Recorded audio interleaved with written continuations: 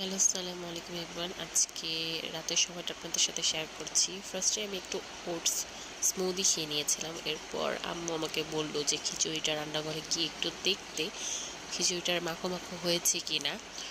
তারপর আমি পাশাপাশি একটু দেখছিলাম যে জানালায় এপাশে কি যেন চলছে।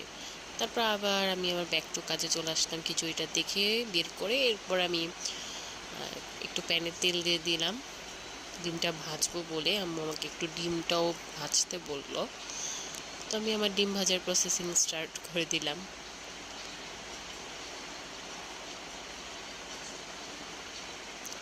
এরপর ডিমটাকে উল্টিয়ে নিলাম।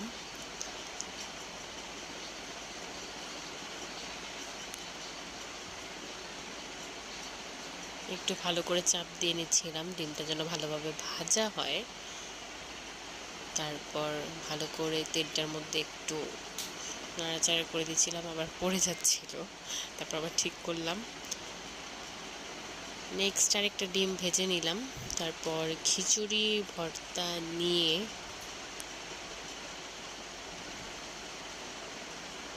মাখিয়ে মাখিয়ে একটার পর একটা, মানে এক এক রকমের ভর্তা তো একটার পর একটা নিয়ে পাশাপাশি ডিম দিয়েও